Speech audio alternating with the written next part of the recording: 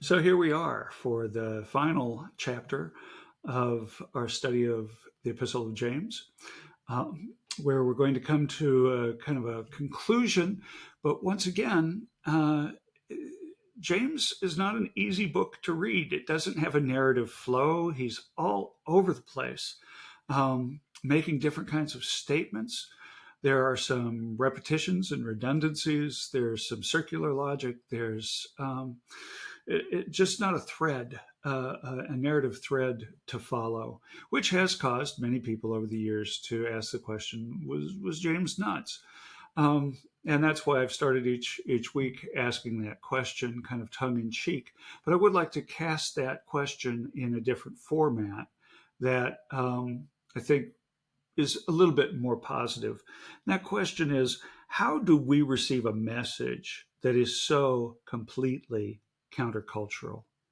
Um, James seems to indicate that if you're going to be Christian, you need to be Christian all the way, 24/7, 365. It's a full-time job, and it is an either-or proposition.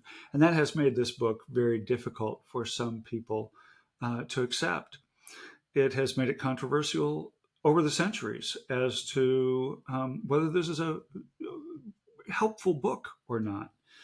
And so we want to just take a moment and look at some of the themes in a recap that are central to this. James focused on the relationship of the rich and the poor and really making it sound like the poor are righteous and the rich are not. We need to understand that in context. That may not be a generalization, but in the community where James is writing, it was pretty clear that the rich were oppressing the poor. And so there was encouragement to persevere through these tests and trials, to consider the sufferings as joy, because those trials and temptations produced endurance, and endurance produced the wisdom of experience, that we found out just how much we could take under those persecutions. And so that perseverance is an important theme for James. Faith is righteousness. True faith is obedience to God, and that obedience to God is righteousness. And when we are experiencing righteousness in our lives, that is true wisdom. Now, in order to do that, we have to exercise self control. We have to control our passions, our desires. We have to control our tongue and the way we speak and the way we teach. Doing is true faith. Hearing only is inadequate faith. We must be doers of the word and not hearers only. And then he cautions against choosing friendship with the world. Friendship with God is what we need to be pursuing. Friendship with the world is enmity with God. And so these are some of the themes that James has really been repeating over and over and over again to a community where most of the people had left everything they owned behind. They had no property. The families might have been split up. They didn't have any resources to draw from. They were strangers in a strange land. And as immigrant refugees, they were not being treated all that well. And so James returns to a favorite theme in verse 1 of chapter 5.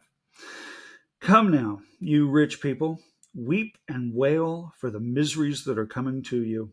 Your riches have rotted, and your clothes are moth eaten. Your gold and silver have rusted, and their rust will be evidence against you, and it will eat your flesh like fire. You have laid up treasure for the last days. Listen, the wages of the laborers who mowed your fields, which you kept back by fraud, cry out, and the cries of the harvesters have reached the ears of the Lord of hosts. You have lived on the earth in luxury and in pleasure. You have fattened your hearts on a day of slaughter. You have condemned and murdered the righteous one who does not resist you. All right. James is speaking once again in very stark terms, and that Jamnian theme of the relationship of the rich and poor in context, there's strong indication that the rich in the community where James is writing have gained their wealth through exploitation, corruption, and oppression. Using wealth as a weapon is evil. Giving the time and energy to becoming wealthy is a rejection of God. And once you have wealth and possessions, it distracts you.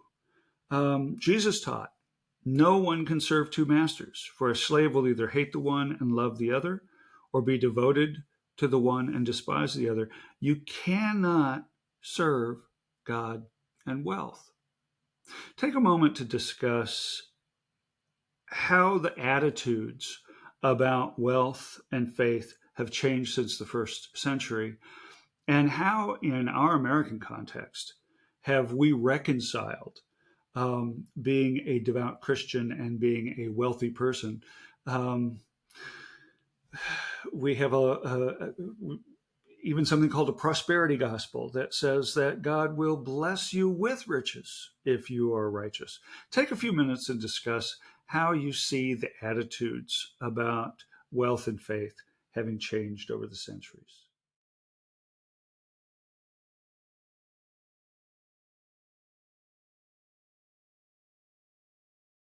James picks up in verse 7.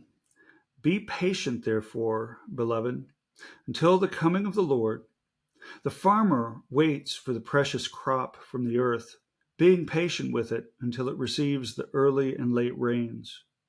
You also must be patient. Strengthen your hearts, for the coming of the Lord is near. Beloved, do not grumble against one another, so that you may not be judged. See, the judge is standing at the door. Some scholars place the writing of James in the mid to late 40s due to this focus on the imminent return of Jesus. Some place it later because obviously Jesus has not come back yet. But James is saying it could be any day now. Discuss with one another for just a few minutes. Would you find it easier to be obedient to the teachings of Jesus and the will of God if you thought that Jesus would be coming back really soon? Why? Why would you feel that way? Why would it be easier or not to be more obedient if you knew Jesus was at the door? Go ahead and talk.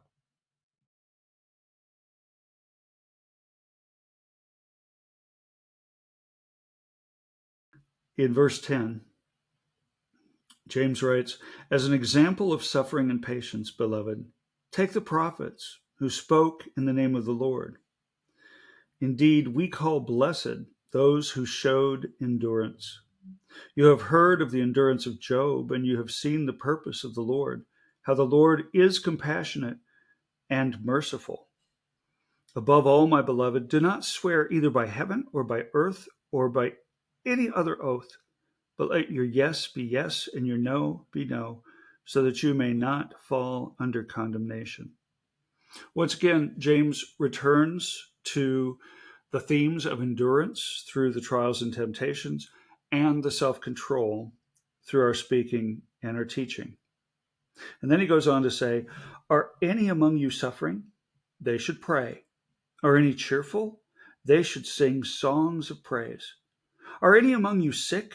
They should call for the elders of the church and have them pray over them, anointing them with oil in the name of the Lord.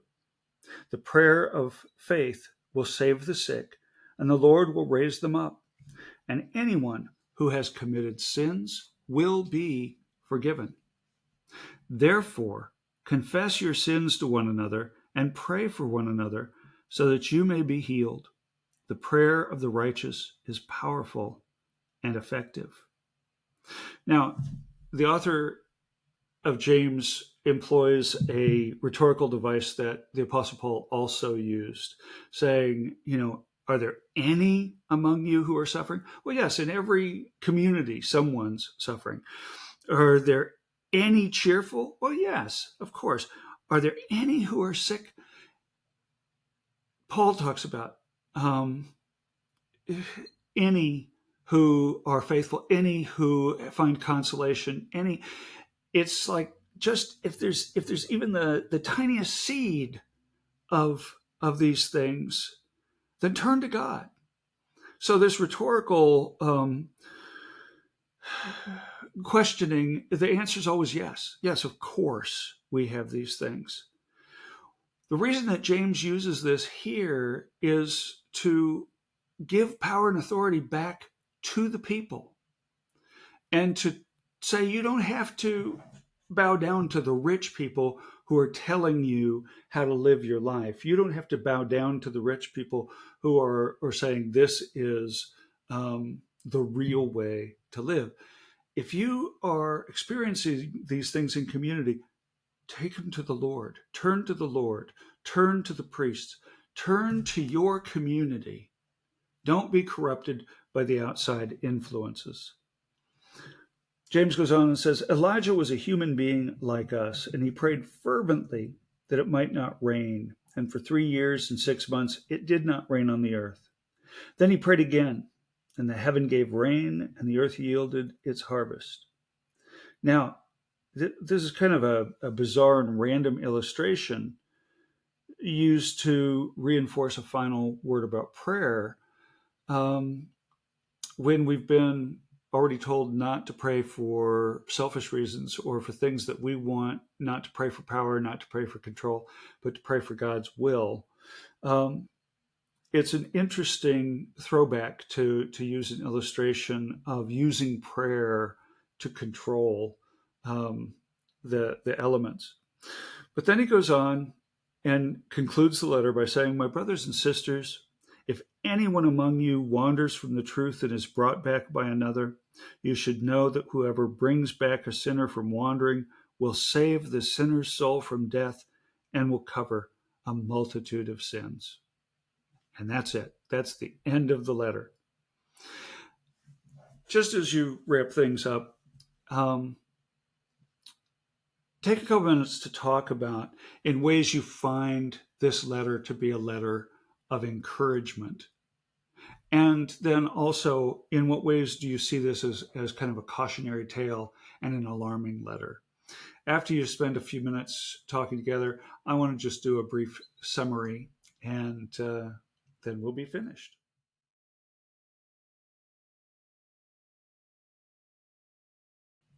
So, to summarize, James is writing to a community of Christianized Jews who have left their land and home, all their property.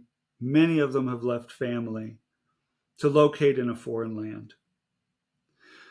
In the community that James is writing to, the wealthy residents have taught the immigrants that they were lowly and cursed.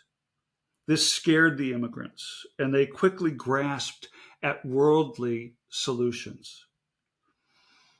The rich offered false teachings that were displacing the gospel truth, and they were working diligently to turn people into hearers rather than doers.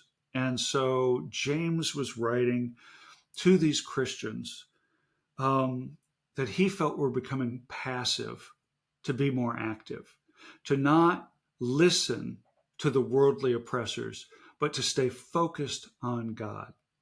In many ways, in a time where we have evangelicals that are talking about power and wealth, we have Christian nationalists that are talking about control and conquest, in a time where, for many people, Christianity is not as much about serving others as being served. James has some very, very stark and important challenges for us to wrestle with. And so, why James? Why now? Is because we need to hear this message as much today as at any other time in history. So thank you. I'm glad we got through this together, and we'll do something different next week. Take care. God bless you. Goodbye.